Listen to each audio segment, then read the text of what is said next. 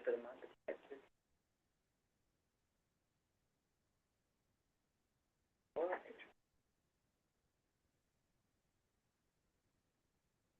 Yeah. Oh, over 10 days. This Monday. I could just text it. You do this.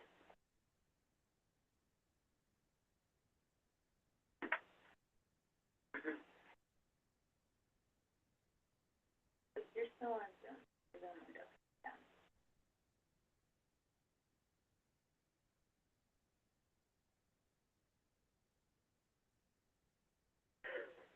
All right, perfect. Thank you, everybody. All right, I'd like to call our October 8, 2025 Archer Academy of Accelerated Learning Board meeting to order. Order. Or roll call. Learning focus. Thank Here. you. Higher. Sorry. Debbie Griego, here. One plus here. Sue May, here. Anita Navarez, here. And Molly Chavez. Roll call is done. I didn't see anything from Deborah, did she? Oh, she was going to Zoom in, Okay, but I don't. I saw her. Okay.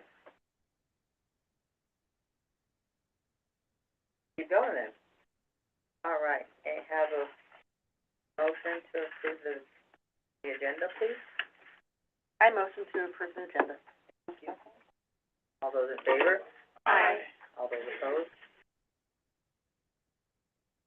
Folks, to look over, if you haven't already, the meeting minutes from our September 10th meeting. So, can we get a motion to approve, please? Make the motion to approve. I'll second. Thank you. All those in favor? Aye. Went straight to our action discussion items. Ms. Bono, Bart. Financial report. I'll do a really quick, it's a really quick overview. There's just a few couple of things, and then I'll hand it over to Anna for the financial report. We got it over here. Sorry, I was having difficulty You're with the fine. pen. You're fine. That is okay.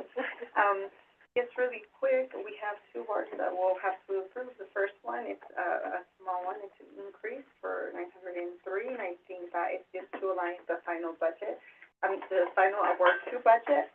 And then that, the next one is the decrease, for 4,399 for some solar equipment carryover event that we have. So that's it for the board. We'll go over that if there's more there. And I think the only point I wanted to make, for the financial statement is that there is gonna be, actually the audit going, you can go audit, yes. Okay. So, back to here, yes, the journal entry that we're gonna make, right, Anna? For 329 gifts for Bank of America for IGC payment that was made. And then good news, the Gear Up funding was, yes, so, yay. Over to Anna for the details of the financial statement. Okay, thank you. So, yes, we have a two boards for approval today, so Gear Up funds. The $903 is just to make the final allocation for year 26, and also capital outlay decrease. So this is related to the prior year award. So we actually paid solar equipment late June, which I thought we were going to pay in this fiscal year, but we actually paid in the last fiscal year. So that's why the decrease is related to the function that is a carryover from the prior year. That's about the bars. Do you have any questions?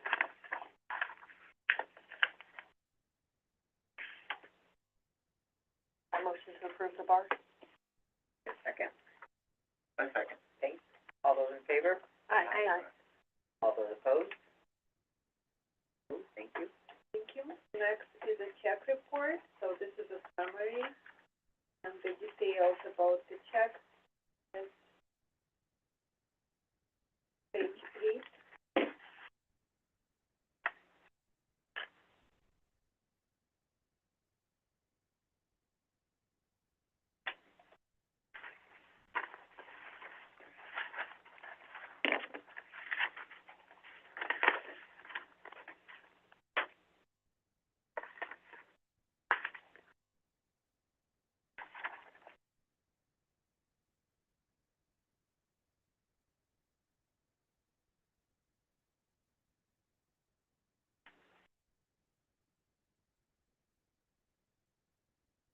look at my house, Amazon. I like the taco truck one. Yeah. Yeah, Bank of America is also like the long one. We usually pay Bank of America charges once we get the statement, so, and it's like usually every, yes. I do like how this report, does descriptions. Yeah. That way you really know what it's for. 'Cause sometimes I'm like, who is that? And why is that? But this really explains it. Agreed. And we have to vote on this one too, right? Yes, yes. I motion to approve the check registry. No, second. All those in favor? Aye. All those opposed?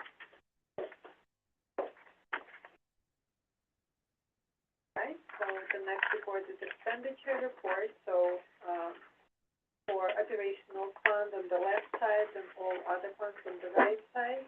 There will be, we're still expecting to receive, we still need to budget, I believe, no, actually capital outlay already budgeted, so we still need to budget Lisa Systems. So once we get the award letter, so that will be also, and but normally this fund is late, so it's somewhere over. Projected budget balance used by fund, so this is, the fund balance for each fund. Current revenue versus budgeted revenue. So at this point, we do not have much revenue for federal funds because we are sitting RFRs right now, so, but, we still need to, adjust TSI funds, which we just got the award letter today. And then once it's, so we'll start to do that for reimbursement. The cash balance is pretty consistent with the prior year.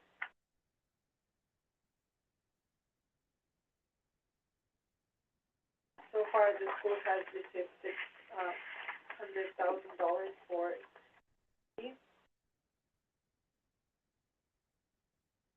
estimated expenditure by function funds.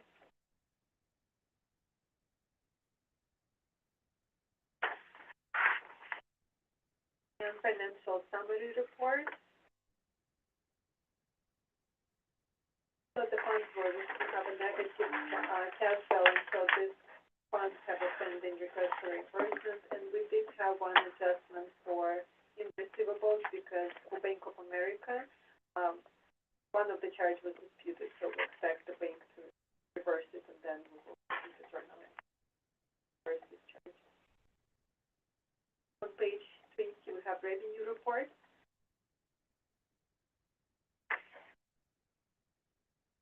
And expenditure, page 24.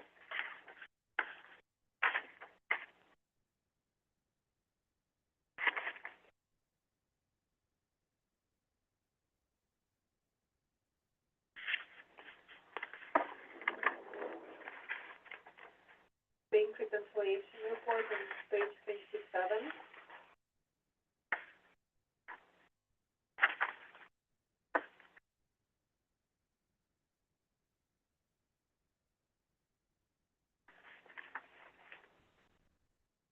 Outstanding checks on page 13. We actually, our assistant business manager, I think, reached out to clear this check for, one of the vendors, which was paid in July.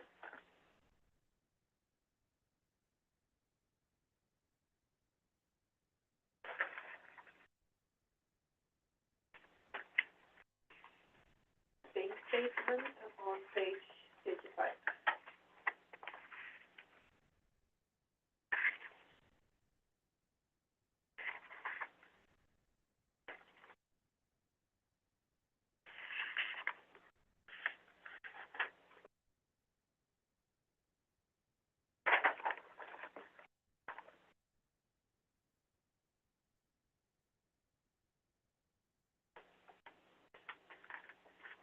Doesn't know if you have any questions.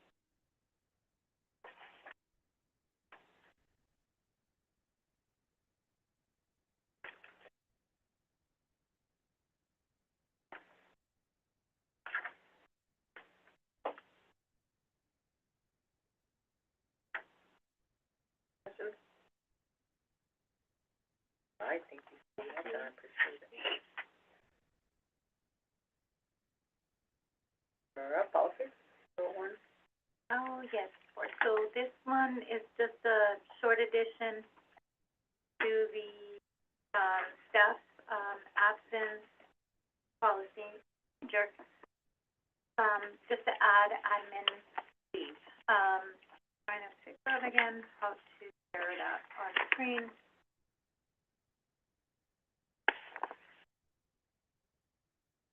But it is in the package for your review. At the very end of the There. policy. So, it is here on the screen, just a short paragraph adding administrative leave, either paid or unpaid. Because currently we have no way, should an investigation or allegation come up, staff, there's no mention in the Yeah. policy that, you know, you would have the option to place that individual on paid or unpaid.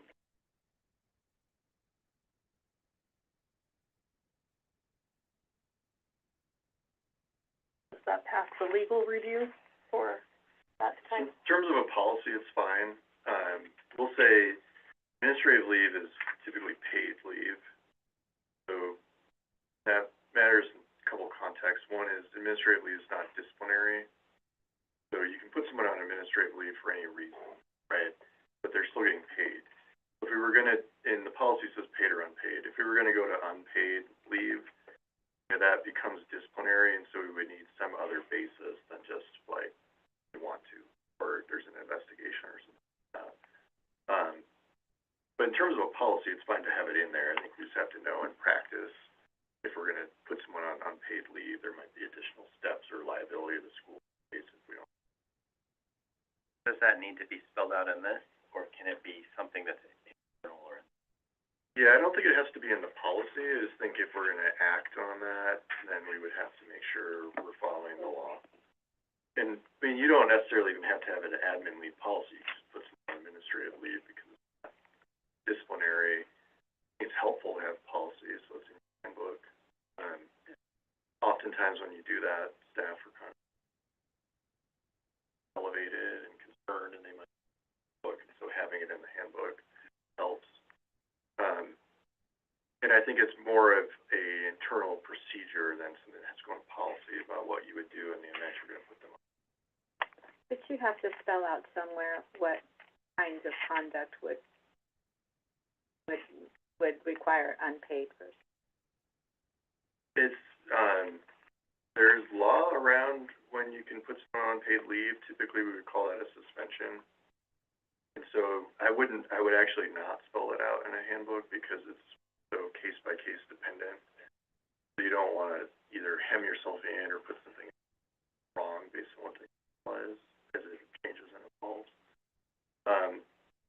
And when, like the procedure for putting someone on leave is we're gonna send them a letter that spells out the leave and spells out what they can and can't do. Typically, you say you can't come to the campus, you can't have contact with staff or students, their families. And so that is more of a procedure that you wouldn't put in a policy.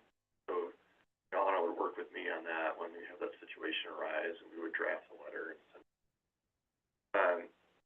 And in the event that there's something really serious or we need to put you on unpaid leave, you know, that's also, we're gonna be drafting a letter and dealing with it that way. So yeah, I think as a policy, I think it's fine. I just wanna make sure that clarification. Anna, what time does the school bell ring? For students, for start of the day, well, we have a 0 hour, but most students arrive at 8:45. Is 7:30 enough time to get a substitute in? Or maybe Typically, the, you know, same day absences for a teacher, that's like an internal coverage, because we can try to call in the sub that same day, but usually they're not available. Yeah. When, teacher knows in advance, they place a request to sub in advance, but like I said, same day absence, if you guys are having Yes. to we will cover Take the it hit. internally. And you really don't, I mean, it doesn't happen very often, because you know what you're putting everybody through. You know, you gotta be throwing up, you gotta be, you know, for the most part, most teachers are gonna be Yeah. like, I'm gonna drag myself in, you know, unless you can plan it, 'cause it's hard on everybody. Yeah, I was just thinking if there's more timing to maybe get that, substitute in with some more time. Thank you. Just curious on the pay, or the hours and carry over a total of 40 for the 6. Does that get paid out when they leave? Really pull all together? But we can carry over. Right.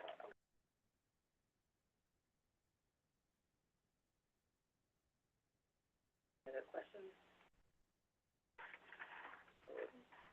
Can we move forward as is? With the language in red. Get a motion to approve? A motion to approve. I second. Thank you. All those in favor? Aye. All those opposed? Thank you. The next item is the water safety guidance, that we are adding to student handbook that you already approved for the year. This would be added now, right, Dan? Right. This is an edit, and then we would republish the handbook and let, families know that there's been, an amendment to include the water safety guidance. Kind of explain it too. So you have the statute actually in your materials as well. There's a legislative change that went into effect this year requiring this language. It's personal opinion, it seems a little silly to put it in a student handbook. I guess it's good to get the information out any way possible, and so hopefully someone reads it and we avoid some sort of tragedy, but, you know, as a parent myself, I'm not sure that I would read it in the handbook and then take any action based on it. But we did draft, a sample language that meets the requirements of the statute. It just has to go in your handbook, you don't have to do anything with it. Like I said, it's good information to have, hopefully it helps someone, but other than that, it's just more of a compliance.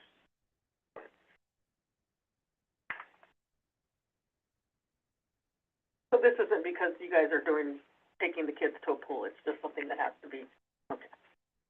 Just a statutory requirement to have it in the handbook. Okay. It's in our handbook. Student handbook, right? Student parent handbook. I move to include it. Second, thank you. All those in favor? Aye. All those opposed? So moved, thank you. Thank you, board.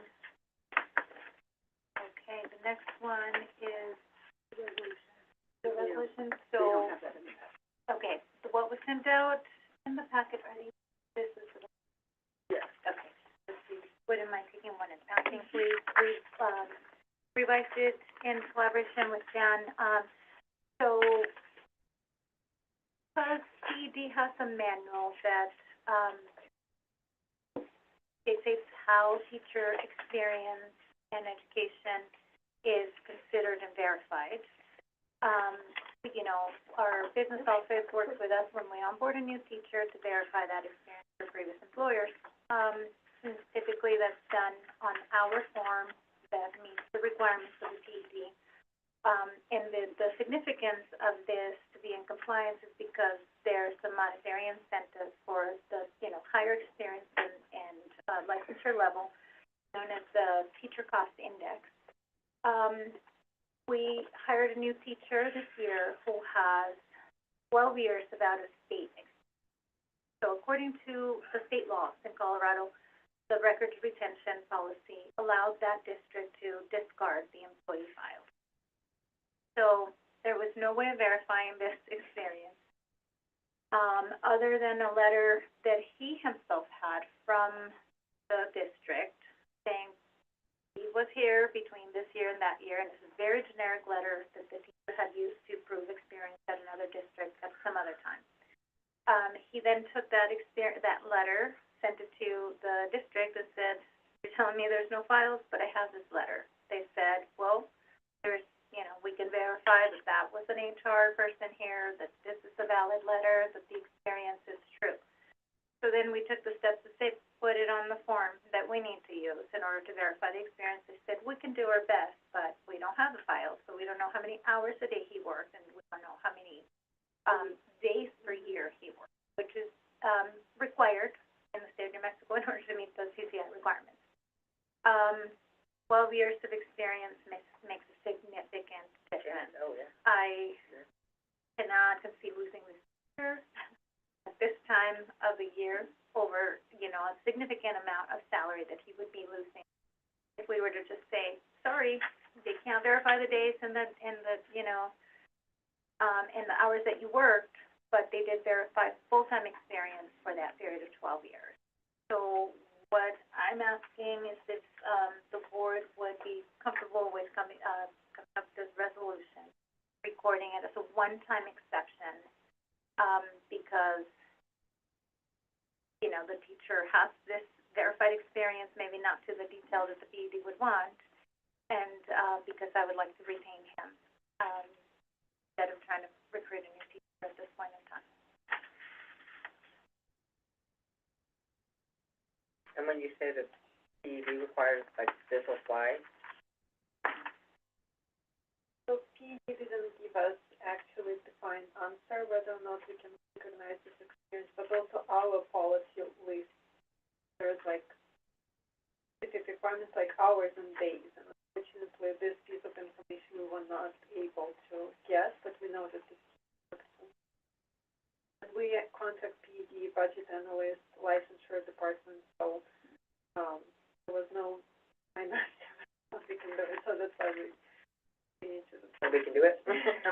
I think that the lens that I would view this through is, we have to submit TCI to the state, right? And then they often ask for the backup for how we got there. Right. And so having this, I think, is really helpful to say, we've done our due diligence, right?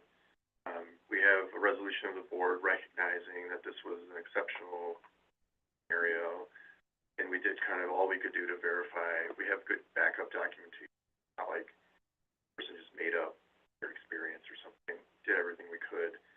So that gives us some backup, so if there's pushback from the state or your auditor, we could, you know, justify as a governing council what you did. So I think this is good.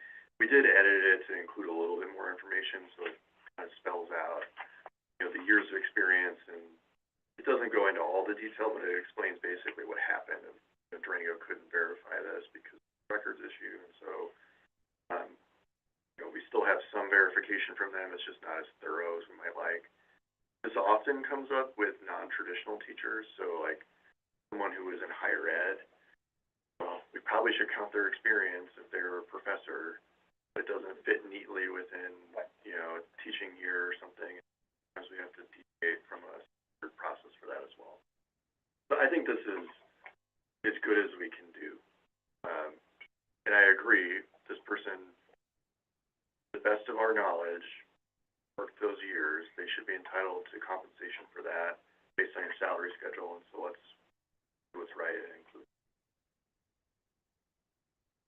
We have a motion for a one-time, I'll move, yeah. thank you.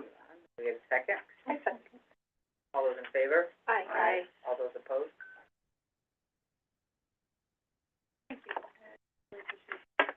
Molly, do you need to sign the top and then pass it around, or sign your copy? I don't know, we're gonna ask her that.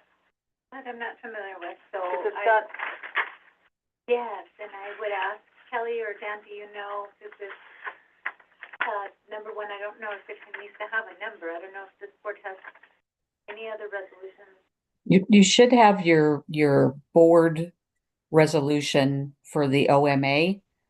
That's usually one of the first ones, and if you haven't, it's this one. If this is the first resolution for the year, usually the protocol looks something like with other schools, 2026, which is your fiscal year -0001.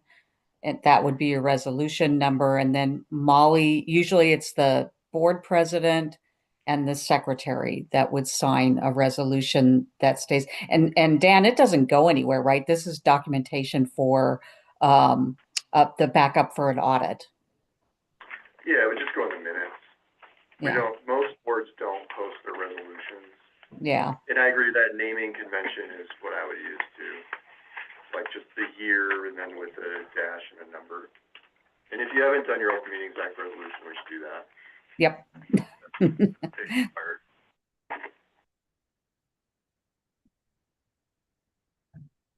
And it's you should have a template. We've gotten one. If not, I have a template, so I will get that to you. Let us just see your template, just out of curiosity. Let's just go with yours, Kelly. It's pretty solid because it comes right out of the OMA. Right, it's just Oh, much better, prescribed by let's those use that We one. statutes. do it at the beginning of the, Usually you do it in July. I typically. thought we had a couple months ago. What we could do is we could go back through your minutes, July, and Yeah. see if it's in there, and then if not, it's not a huge deal. It'll be on the Yeah. next agenda. It's once a year. It's once a year that you have to do it. So I believe we did. I believe we We did did a look couple at, we months had ago, a but number of off-cycle meetings before you guys would kind of have to meet, and we're doing all that. I don't know. But if not, we can put it on the agenda for next. yeah, yep. And I'll send you guys the template. You just fill in your school name and the appropriate meeting times and dates and everything. That's what that is the OMA resolution is the declaration of what meetings and what time your meetings are, and just so it's in public record. That one usually does get posted in your governing section of your website.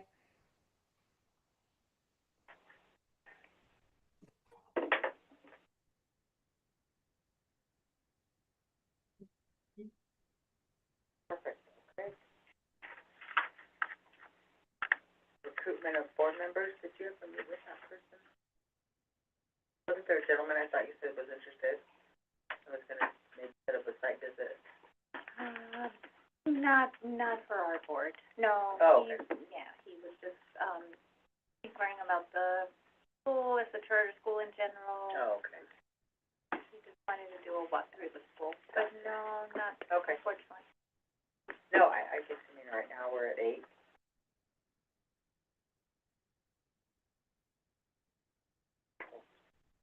Knows anybody, just in case.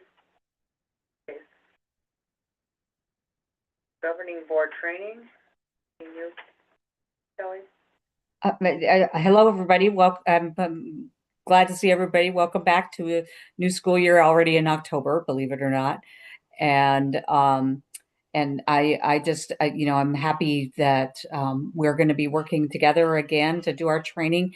I just want to just talk a little bit about the difference that the training is going to look like this year for us who've been part of my coaching bench. It's not going to change significantly because we're going to do some transitioning. But for new schools that are coming on to this coaching and mentoring program, we're doing is what's called a consultancy model for advanced schools. And ideally, what happens is you do your retreat is when you get your hours for your training, which you guys have done in the past. Are you planning on still doing a retreat in usually it's January, right, Molly? And so that retreat will be able to get you the required hours, and in a high performing board who has a lot of experience, that would take care of the training hours, and then the work with the coach is more on a consultancy basis. So needing times, coming to meetings, maybe not every meeting, but it's more designed to provide resources and get you, because you guys have been doing this is Anna, I believe this is the 6th year that this is the way you've done your governing board training. And so we're trying to just provide opportunity for schools that haven't had this kind of support so we can expand our coaches time and effort, but also just to honor the fact that you guys are doing the work that you need to be doing and just need some support on as necessary. So for example, when we do the retreat in January, looking at a self-assessment and looking again at the strategic planning that you want to do for the rest of this year and going into next year. So very similar to the work that we've done in the past. What I'm planning on doing is transitioning, is I'm going to be at your meetings this month, next month, in December. And then we'll do the January retreat, and then we'll kind of look at what it means for us in terms of your support that the school needs. So it becomes even more customized to what it is. So based on that retreat, we'll then look at a focus area for the training. And then I can either be at a meeting when that section is coming up, or I can provide some resources that can be implemented, all those kinds of things. So for example, the resolution template, so maybe I wasn't at today's meeting, you would just reach out to me and say, hey, do you have a template for the OMA resolution that you need to do every year? And then I would be able to provide that for you. So I would be in touch with Anna and Molly. And so there's it's not just one and done, it's consistent touch throughout the year. And so, but you're not going to see anything significantly different than what I've done for this first semester. So I will be at these first 3 meetings, and just so you remember, for those of you that are newer board members, so the information that I shared about the OMA and Dan shared about the OMA, and that counts as training time. That's coaching, right? That's learning as doing, and so you all get credit for that time. And so I keep notes about what's going on at the meetings, and then that becomes the training log, if you will, for the school year. And so you're not going to see a significant difference just because we're transitioning on this coaching method, and I will be at your service for the school year. So we will make sure that you get the support and the training hours that you need through that retreat and through the time that I'm going to spend with you at the meetings. So you shouldn't see a significant change. Great, thank you. Questions?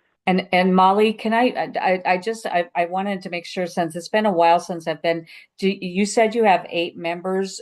Do you have any new members that I'm going to have to provide information about new board training? Or is it the same is your roster the same as it was at the end of the school year?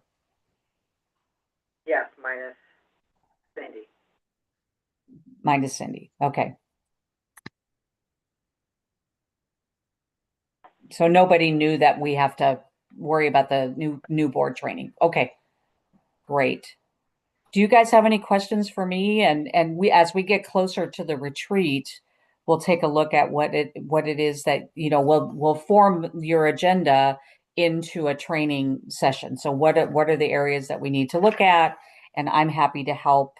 Molly, you and I usually meet and then consult with Anna and to come up with the agenda that's most meaningful for your school.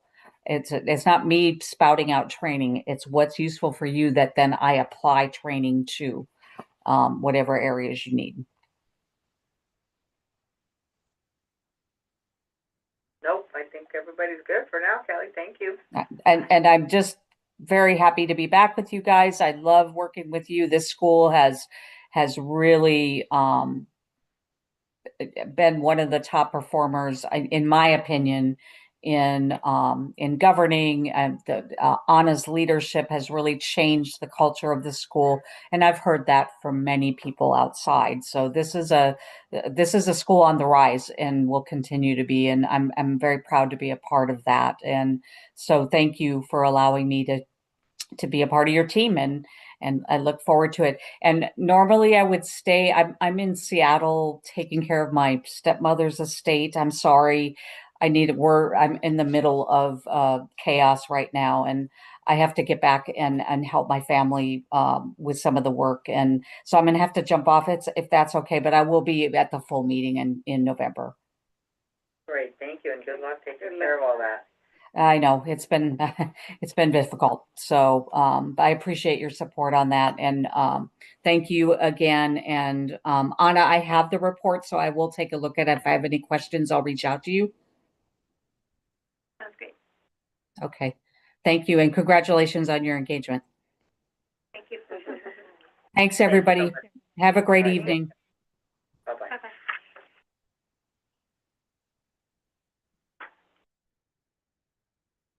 Races are loaded, bring us home. Here we go. So here's our, quick look at our membership, we're at 126. Last month we were at 118, and we're probably about 10 kids lighter than last year. This is still above our day, Yeah. 40-day snapshot. Aw. And we're, above our projections, so Yeah. we're doing good, we're Great. still growing. This is the time the applications start rolling. Yeah. This is our busy season. As far as our progress with the strategic plan and Focus Ready 1 and excellence in academics are like laser focused right now on the graduation rate. We made great gains last year. We were like recognized statewide, right? One of the top, growth, LEAs. But we serve students who have left school and come back, so this will continue to be a challenge. We are participating in the Navigator program that is, done by the Priority Schools Bureau, and we are working with Tom Savage. He is our navigator, and he also is a PED contractor, so he brings in great experience. He has been at our school now, 3 times, plus the CSI monitoring visit, so he's, great support, brings in a lot of experience and a huge lens, of improvement, and, he, participated with us in a 30-day review and has some great suggestions on how we can continue to try to get that graduation rate to go, even higher. Part of the work that we've done is we took every single student, we are identifying the cohort year, what their grade classification is, based on the credit accumulation, and then from that, we determine if they're on track or off track. About 60% of our students are off track.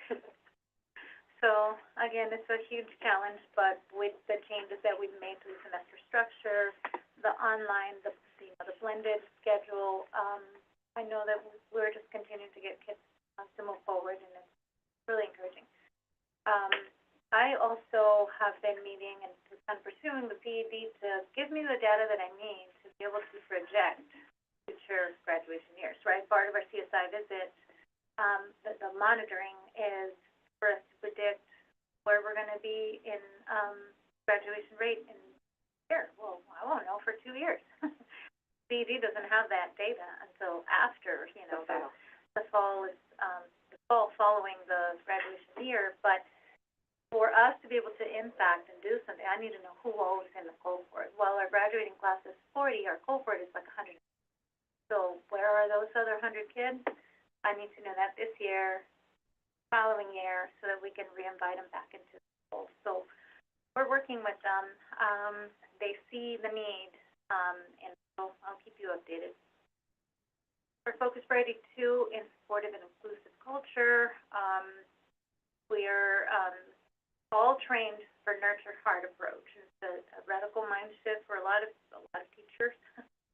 And so we're now working with the vendor, the trainer, to help us with monitoring tool, some one-on-one coaching. We already have seen everybody had a great reaction to the training, and it's the implementation that's difficult, and that constant monitoring that is going to be difficult, but it's a year-long and beyond initiative. So Year Up Week, if you haven't seen our social media posts, please go. Kids had a lot of fun. We had a college career fair, free tacos for everybody. It was great. We had a field trip the week prior. We had FAFSA night, a dream tree. The kids did a great job putting this beautiful tree together, and they hung up, these little messages, what the dreams are for their future. So it was great, and we have pictures online. are administering the Panorama Wellness Survey, and that gives us really good data about how kids are feeling about sense of belonging, you know, climate. It's so open to staff, and so I'll bring you the data once that is, collected. We typically get great insights, and we score high in many areas like sense of belonging, and safety. And do you have a target percentage that you should aim for to take the survey, or? For the Panorama? participation, Yeah. we typically, engage about 60%. Okay. So just range. more than So, half. yes, more than half. And it's one of those that is like, you know, low-key, and the students know that it's not like the high-stakes assessment. So, you know, we invite the students, and they're happy to share their opinions a lot, so. So what we do, and it takes out of class time, is that they take them in class. Yes. So I know that's, you know, it's, you know, so we have a slightly higher, of course, the teachers are sitting there, 'cause, Yeah. you know, and so it's a little harder because you have all those online kids. Yeah, I was just Yeah. gonna say, you know, 60-ish% of our Yeah. kids are online, so we're just, and hoping to engage them through the Arts for Success this year. Yeah. Like, you have to come in. We're still not seeing great attendance, there, because the remote student wants to be remote. Yeah. But, our online support specialist is sending out emails, texts, log in, get your, survey done. So we're hoping for, that would be good participation for 60. Yeah, if you could do like a I wonder if they could give free taco next time, Send it. you know, for those kids who are online to do it or something, you know, if something, I don't know, something silly. Kids like anything free. Yes, they do. We offered PBIS points, and maybe a tangible. Yeah.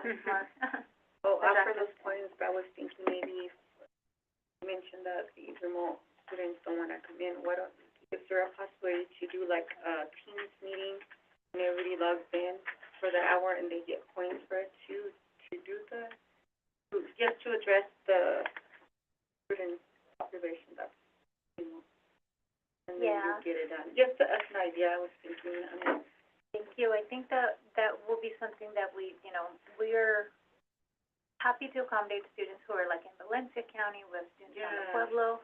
We Yeah, just enrolled a student who's gonna be in Fresno. Oh, wow. So we're kind of serving, all over. yeah. Actually, we have an applicant from Cimarron. And so it's great that Yeah. we're able to help them. You know, we'll have to discuss how we address the testing, because that has Yeah. to be done in person. But for those students, we said, well, we're gonna do a Google Meet. We're gonna do a Google Classroom. It's a virtual class. You've gotta log in. Part of the reason why we want that is to have that connection. And because then comes the testing day, and all the teachers are like, who are you? What's your name? And, well, you know, I'm like, I don't like that. At 130 students, we should know every single one of them. So that's lower than teacher caseload at high school. You have 160. So, we do want face-to-face with them. If they're in Albuquerque, we're asking them to come in. And in rare cases, you know, there's always are exceptions. The individual is here, they say, well, work, or being remote is being remote, so we're happy to accommodate a Google Meet either on Friday or another day. I think what you've mentioned in the past, a lot of times the problem is Transportation is a big one, and, you know, as we dig into the root causes, there's a lot of issues that a lot of our students deal with, that, like, just both an obstacle or an aversion, and it's just that low commitment to school. I would love to say we're gonna reach 90% attendance here, but, you know, our students deal with some real challenges. And so, unfortunately, I want him here 100% of the time, but I realize that there's Yeah. human factors that get in the way. that as an option, maybe, you know, for those exceptions. Yes, definitely. Yeah, and we do, we hear them, right? You're not showing up, what can I do? Can I change the date? Can I change the remote? Can I? But, yeah, thank you for that. You'll see a big expense next month, because we are gonna, upgrade our fire panel. We're actually just replace it, not upgrade it. We've had a ground fault somewhere, but it's part of our, you know, our fire safety system. So we've had somebody come out, do some troubleshooting, giving us a quote. We're gonna, have that installed here very soon, but, we're also upgrading our phone systems to go all voice over IP. And so instead of saying those lines that are attached to that fire panel, we're gonna upgrade it to have a wireless communicator, so that, that's gonna cost a little bit of money, but I think overall it's gonna help us back into the 21st century. And then in the third focus priority, I'm very excited, we're trying to get off the ground this AI solution. It's called EDIA, and it is a very, useful tool for attendance tracking. So upon a student absence being reported, the AI will reach out to the parents, gather a reason, write it back to the, and then flag. If, for example, a student were to say, well, I haven't been to school because I feel like there's some bullying going on, so automatically flag one of us so that we can get in touch and work around that. It also will track student absences by tiers of attendance, and then, locate them on a map. So, in response to that, we're still trying to get the training going and everything off the ground, for transportation, but at least we will have, you know, some information where the hot spots are. If transportation is the reason why they're not coming to school, it'll help us create that route. So that should be coming through here in the next month. And then if you heard from Anna, our financial audit is now completed. We're just awaiting the results, so we should have more information for you on that soon. As to our mission-specific goals, we're up to 40 grads in the class of 26. 4 of them already, we haven't even closed out the 12 weeks. 4 of them we're tracking very closely, to ensure that they make it through by the spring. I think we have plenty of time. And then in the post-secondary life, post-secondary engagement after, earning their diploma, as far as what we have right now, 40% of the students graduated last spring. We have confirmed that they're meaningfully engaged in employment or in school, and of course, that's well below our goal that we set at the 5-year goal, but I got to tell you, this is probably the highest that I've seen since I've been here. Students are actually claiming their scholarship checks and moving forward, so this sets a great baseline for us to find out what supports they were lacking, so that we can make sure that they actually take the next step after high school. That's awesome. It's That's very a lot of, tough. yeah, The that's work you guys very are doing, thank you, that's great work. Good job. Oh, my gosh. Be Great proud. work. Thank you. Any questions on that report?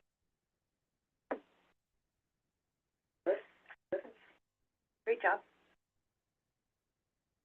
40, that'd be amazing. I think my first class when I started the board was 13. You're gonna need a bigger stage. We did, Yeah, thanks well, to we're Leslie. We're at the continuous building. Okay. Oh, That one we got a book like. Right away. Yeah, Nice. All right, any other wrap-ups for the fiscal report? All right, maybe we get a motion to adjourn our meeting. Motion to adjourn. All those in favor? Aye. All those opposed? All right, thank you, everybody, for your time. Thank you for coming out on this rainy day. Have a good rest of your evening. I know.